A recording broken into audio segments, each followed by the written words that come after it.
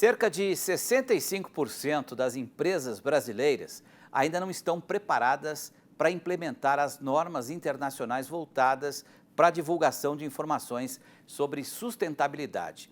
É o que aponta um estudo realizado por uma empresa global de auditoria, consultoria e contabilidade. Apesar da relevância do Brasil em questões ambientais, o que falta para as nossas empresas despontarem como exemplos de sustentabilidade? Sobre esse assunto eu vou conversar agora com o Eduardo Trevisan, que é diretor de ESG e certificações do Imaflora, que é o Instituto de Manejo e Certificação Florestal e Agrícola. O Edu, obrigado pela participação, uma boa noite aqui. Eu já começo te perguntando com o básico, né? Para quem não sabe, o que significa ESG? Boa noite. Boa noite, Petri. Bom, ESG é uma sigla em inglês que em português ela significa ambiental, social e governança. Tá? É muito simples.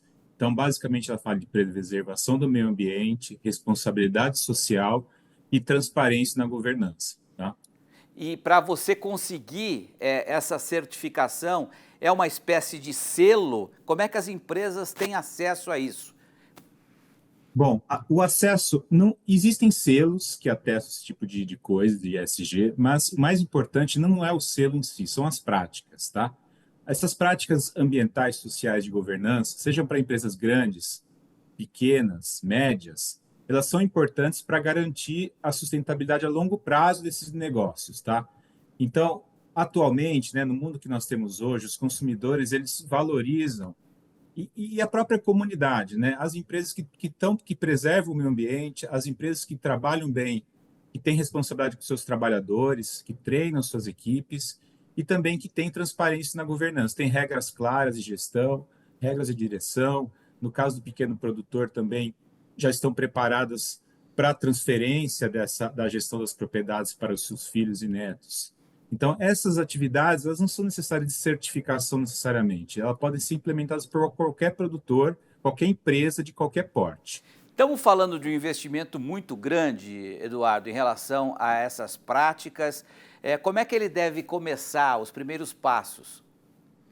Esse investimento ele vai ser proporcional ao tamanho da operação. Então, se a gente está falando de uma grande indústria, por exemplo, que gera resíduos, alguma coisa desse tipo, e se ela não tem nenhum tipo de tratamento, é óbvio que ela vai precisar de um investimento muito alto para tratar esses resíduos, né? Agora, se a gente fala de uma empresa que já vem trabalhando ao longo do tempo em buscar essas soluções mais sustentáveis, mais responsáveis, por exemplo, na parte social, que já cumpre com a legislação brasileira, que busca entender quem são seus fornecedores de matéria-prima, enfim, que busca capacitar essas cadeias, e até para o pequeno produtor, né? Aquele que já busca, que já trabalha com os seus parceiros, que já tem condições éticas aí de comercialização, no caso de arrendamentos, por exemplo, ou até mesmo na parte ambiental, não é um grande investimento. É muito mais acesso a conhecimento, acesso à assistência técnica e essa implementação de o que não seja abaixo da lei, ela pode ser feita de pouco a pouco, tá?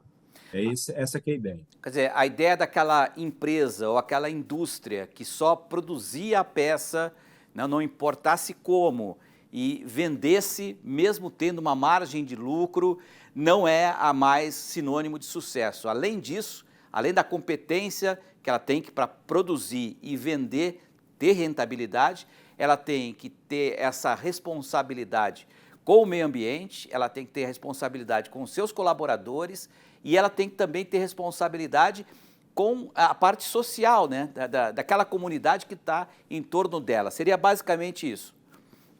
Exatamente. Hoje, qualquer grande trade internacional, por exemplo, e nacional, ela vai buscar comprar um produto, seja um milho, um café, por exemplo, de um produtor que demonstre que cuida da questão ambiental, que tem um cuidado com os trabalhadores. Então, por exemplo, se eu sou uma trade de café ou uma torrefadora de café, seja nacional ou internacional, eu tenho que garantir que aquele meu fornecedor ele tem esses cuidados básicos, porque eu como empresa também posso ser responsabilizado, né? Então é comum acontecer, olha, tal lugar foi encontrado uma situação análogo a um trabalho escravo.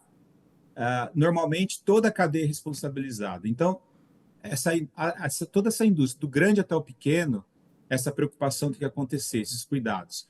E o produtor que não buscar se adequar a esse mercado, adequar essas regras, que basicamente é se adequar às leis nacionais, leis brasileiras, que são bastante rígidas, ele vai perder mercado ao longo do tempo. Ele não vai conseguir ter um preço diferenciado, ele não vai conseguir exportar o produto dele, então ele vai ter cada vez mais limitações de mercado.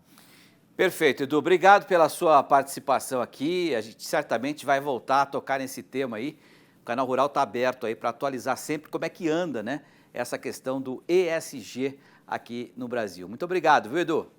Eu que agradeço, boa noite. Boa noite, obrigado.